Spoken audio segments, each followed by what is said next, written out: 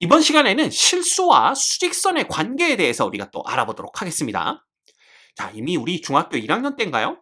이 수직선 위에 유리수에 대응하는 점들을 모두 나타낼 수 있다라는 사실을 배웠었습니다. 기억나시죠? 그래서 예를 들면 이걸 수직선이라고 했을 때 요 점을 원점 5라고 두는 겁니다. 그죠? 그러면 요 점이 유리수 1에 대응하는 점이 되고요. 요 점은 유리수 2, 요 점은 유리수 3에 대응하는 점이다. 마찬가지로 음수도 마이너스 1, 마이너스 2, 마이너스 3에 대응하는 점들을 이런 식으로 수직선 위에 모두 나타낼 수 있었습니다. 기억나시죠?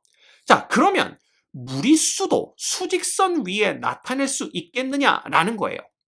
그걸 알아보기 위해서 여기 한 변의 길이가 1인 정사각형을 이렇게 그렸어요. 자, 이 정사각형의 한 변을 수직선 위에 놓이게 만들었고요. 그 다음에 이 꼭지점 4개 중에 하나를 원점에 일치시켰습니다. 상황이 이해가 되시죠? 자, 그 다음에 이 정사각형의 대각선을 이렇게 그렸는데 이렇게 그리게 되면 여기 삼각형 하나가 생기는 걸 볼 수가 있어요. 요 삼각형은 요각이 직각인 직각삼각형이 됩니다. 자, 이때 한 변의 길이가 1이라고 했으므로 요 변의 길이도 1이 되는 거고요. 그 다음에 요 변의 길이도 1이 되는 걸 알 수가 있어요.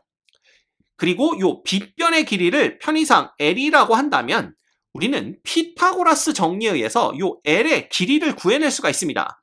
자, 피타고라스 정리에 의하면 빗변의 길이의 제곱은 자 1의 제곱 플러스 1의 제곱 이렇게 되는 거죠. 그래서 여기 2가 됩니다. 그럼 L을 제곱해서 2가 됐다라는 것은 L은 얼마라는 걸 의미하죠? 바로 루트 2다라는 걸 의미하게 됩니다. 근데 이 루트 2는 무리수라는 거 이미 배워서 알고 있죠? 자, 그러면 이 L이라는 요 길이가 결국 얼마가 되는 거야? 루트 2가 된다라는 걸 알 수가 있습니다. 됐죠? 자, 그 다음에 뭘 했냐 하면 요 점 있죠? 요 점을 중심으로 하고 반지름의 길이가 루트 2인 원을 그린 거예요. 이렇게 반원만 그린 겁니다. 자, 이렇게 되면 요 점은 여기 원주 위에 놓이게 되겠죠? 그 다음에 요 점을 그대로 요 원주를 따라 이렇게 밑으로 내린 겁니다. 그래서 이런 식으로 밑으로 이렇게 쭉쭉쭉쭉쭉 내리면 언젠가는 수직선과 만나는 점이 있는데 요 점 있죠? 원점에서부터 요 점까지의 길이가 바로 루트 2와 똑같다라는 걸 알 수가 있는 거죠. 그 얘기는 뭐냐 하면 수직선에서 요 점에 대응하는 수가 바로 무리수 루트 2다라는 걸 알 수가 있다라는 겁니다. 즉 무리수도 수직선 위에 대응하는 점으로 나타낼 수 있다라는 것이지요. 이걸 꼭 알고 계셔야 돼요. 그렇다면 루트 2만 수직선 위에 나타낼 수 있느냐? 그건 아닙니다. 예를 들면 요 그림을 같이 보도록 할게요. 자, 이 그림에서 여기를 원점으로 잡는 겁니다. 그리고 요 점이 마이너스 1에 해당하는 점, 요 점이 마이너스 2에 대응하는 점, 요 점이 마이너스 3에 대응하는 점이라고 한다면 자, 요 직사각형에서 여기 밑변의 길이가 3인 걸 볼 수가 있고요. 그 다음에 요 높이가 1인 걸 볼 수가 있습니다. 그랬을 때 이렇게 대각선을 긋고 나면 또 직각삼각형 하나가 생기는 걸 볼 수가 있죠? 자, 그때 요 빗변의 길이를 L이라고 한다면 또 피타고라스 정리에 의해서 L의 제곱은 3의 제곱 플러스 1의 제곱과 같다라는 걸 알 수가 있어요. 그럼 이게 10이 되겠죠? 그러면 L을 제곱해서 10이 됐으니까 L은 얼마? 무리수 루트 10이 되는 걸 알 수가 있습니다.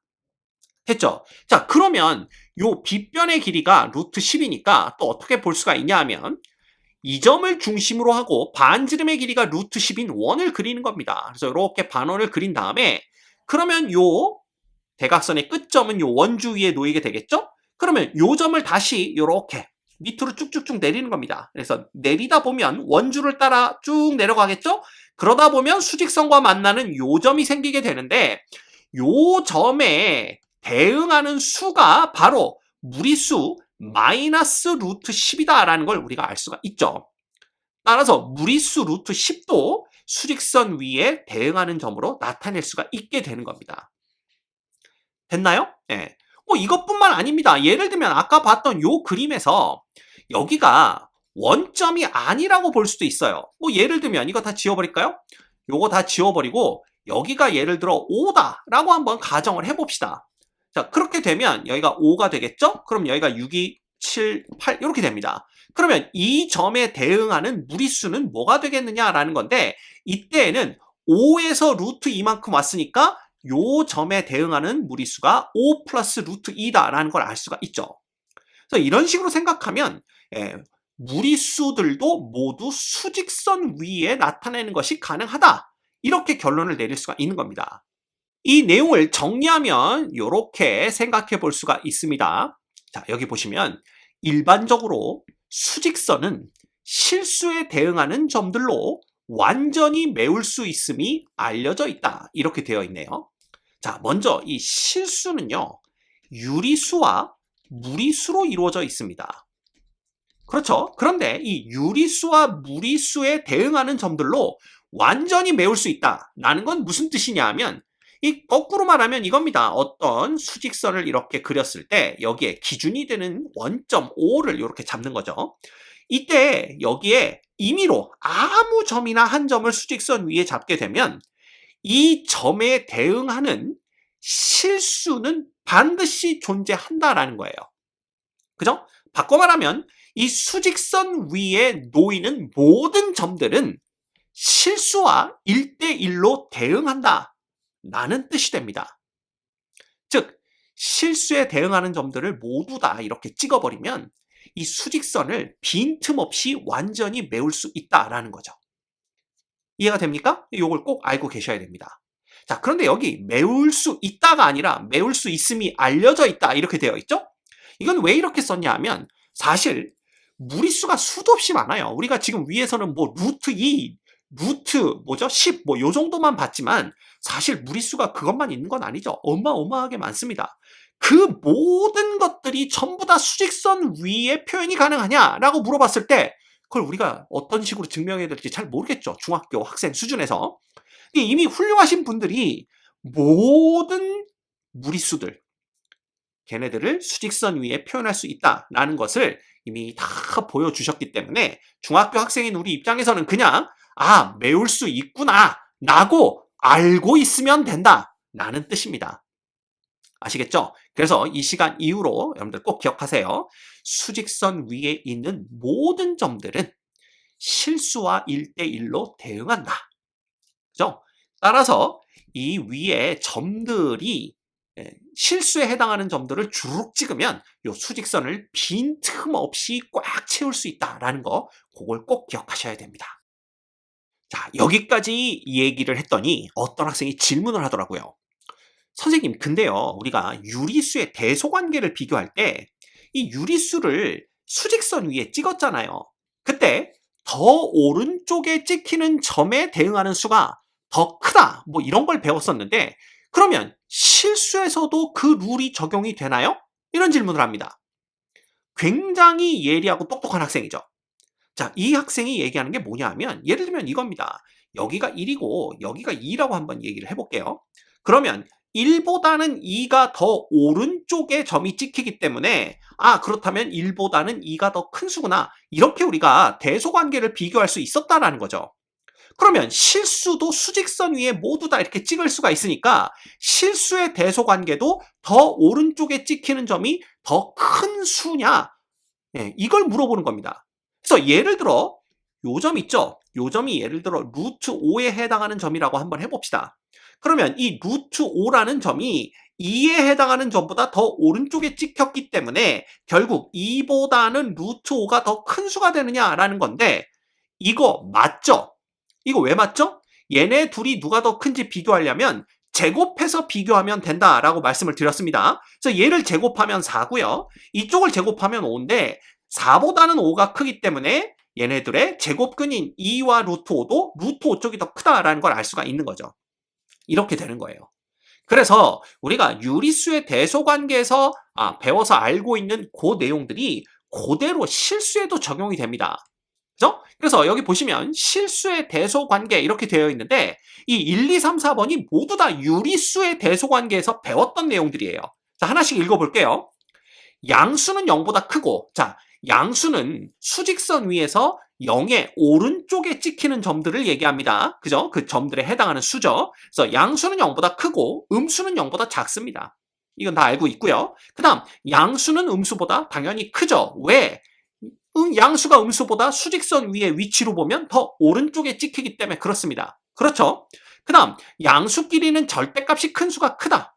이것도 다 배워서 알고 있죠? 예를 들면 이겁니다. 3하고 7은요. 누가 더 크죠? 절대값이 큰 7이 더 큽니다. 그죠? 그런데 음수끼리는 절대값이 큰 수가 더 작죠? 즉 마이너스 7과 마이너스 3이 있으면 절대값은 이쪽이 7이고 이쪽이 3입니다. 그럼 절대값이 이쪽이 더 크니까 오히려 음수들끼리는 절대값이 큰 수가 더 작아진다라는 걸 알 수가 있어요. 그죠? 근데 이 룰이 유리수에만 적용되는 게 아니라 실수에도 그대로 적용된다라는 걸 알 수 있다라는 겁니다. 이해가 되나요? 그래서 실수도 수직선 위에 모두 다 찍히기 때문에 유리수의 대소관계에서 사용했던 이 룰이 그대로 적용되는구나 라는 걸 보시면 돼요. 됐죠? 자, 그러면 이걸 조금 응용하면 우리가 뭘 볼 수가 있냐 하면 이 실수의 대소관계를 쉽게 비교해 볼 수가 있습니다. 이게 뭐 양수끼리 비교할 때, 음수끼리 비교할 때 이걸 나눠서 생각할 필요가 없어요. 그냥 실수의 대소관계를 비교하려면 자, A, B가 실수일 때 얘기입니다. 이 두 수를 그냥 빼보는 거예요. 그래서 예를 들어 A에서 B를 뺐더니 이게 0보다 큰 양수가 됐다라고 생각을 해봅시다. 자, 이게 양수가 됐다라는 건 A하고 B 중에 누가 더 크다라는 얘기예요. 당연히 A가 더 큰 수기 때문에 A에서 B를 빼도 무슨 수? 양수가 된다라는 걸 알 수가 있는 거죠. 이해가 됩니까? 그래서 여기서는 A가 B보다 더 크다라는 걸 알 수가 있어요. 그죠? 아니면 우리가 뭘 배웠었냐 하면 이 부등식에도 똑같은 수를 양변에 더해도 부등식은 그대로 유지된다라고 배웠죠? 그래서 요거 양변에 그냥 b를 더해보는 겁니다. 그럼 여기는 a-b 플러스 b가 되는 거고요. 여기는 0 플러스 b가 돼서 결국은 좌변은 a만 남고 우변엔 b만 남아서 부등호 방향 그대로 유지 이렇게 된다라고 생각하셔도 돼요. 됐죠? 그래서 실수끼리 비교를 할 때는 A에서 B를 빼보는 거예요. 그래서 걔가 0보다 크면 A가 B보다 큰 거죠. 자, 뺐는데 0이 됐다. 라는 건 이 둘이 어떻다? 똑같다라는 걸 의미하게 됩니다. 마찬가지로 이것도 양변에 B를 더해주면 돼요. 그러면 이걸 딱 얻어낼 수가 있습니다. 그럼 A에서 B를 뺐는데 0보다 작으면 A가 B보다 더 작다라는 걸 알 수가 있다라는 거죠. 그죠? 마찬가지입니다. 양변에 B를 더해줘도 이렇게 A가 B보다 작다라는 이 부등식을 얻어낼 수가 있습니다. 됐죠? 그래서 이걸 이용하게 되면 예를 들어 4하고 1 플러스 루트 10이라는 이런 두 수가 있습니다. 이 둘 다 실수죠. 엄밀히 말하면 이쪽은 유리수, 이쪽은 무리수입니다. 그럼 이 중에 누가 더 크냐? 이걸 비교해 보고 싶으면 그냥 어느 하나에서 다른 하나를 빼면 돼요. 그래서 우리는 4에서 누굴 뺄 거냐 하면 1 플러스 루트 10을 빼볼 겁니다. 자, 그럼 빼면 4 빼기 1이 되니까 3이 되고요. 이쪽은 뭐가 됩니까? 마이너스 루트 10이 돼요. 자, 이게 이제 0보다 큰지 0하고 같은지 0보다 작은지 이것만 보면 되는 겁니다. 그렇죠? 자, 그런데 얘네들의 대소관계를 비교하려면 이것들을 제곱해서 비교해도 된다라고 말씀드렸죠? 그럼 3을 제곱하면 9고 루트 10을 제곱하면 10입니다. 그래서 이쪽이 더 커요. 결국 3보다는 루트 10이 더 크니까 작은 수에서 큰 수를 빼면 음수가 되는 거죠.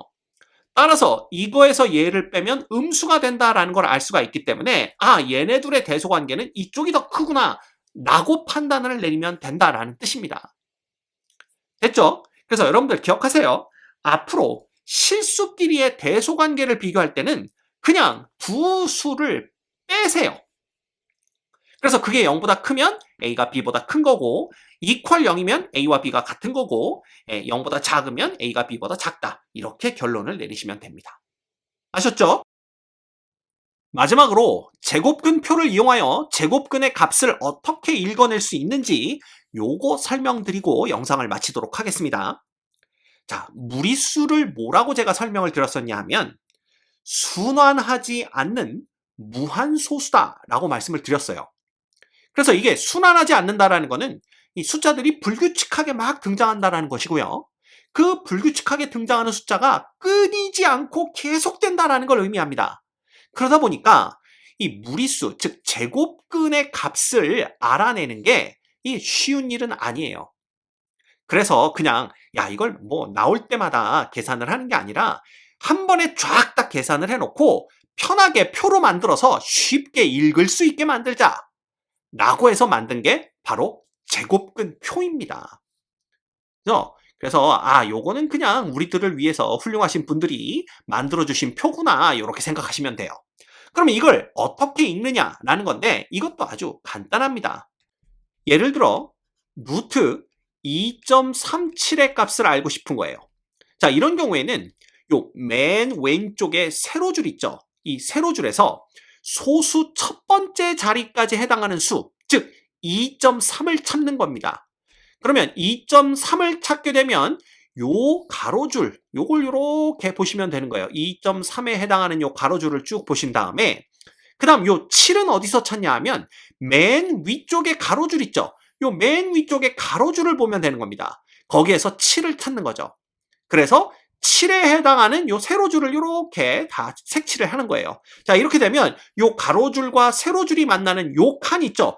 요 칸에 있는 숫자를 읽어주시면 된다라는 겁니다. 그래서 요 칸에 있는 숫자가 여기 보시듯이 1.5395예요. 그래서 이 값은 약 1.5395가 된다라는 걸 알 수가 있습니다. 자, 물론 얘가 무리수기 때문에 이게 끝나지 않고 계속돼야 되는데 요거는 그냥 소수 네 번째 자리까지만 구해 놓은 거예요. 따라서 제곱근 표에서 읽는 이 제곱근의 값은요, 정확한 값이다 라기보다는 그냥 근사값이구나 요렇게 생각하고 계시면 됩니다. 아셨죠? 예. 자, 그러면 만약에 그냥 루트 2 값을 찾고 싶다 그러면 어떻게 하면 되죠?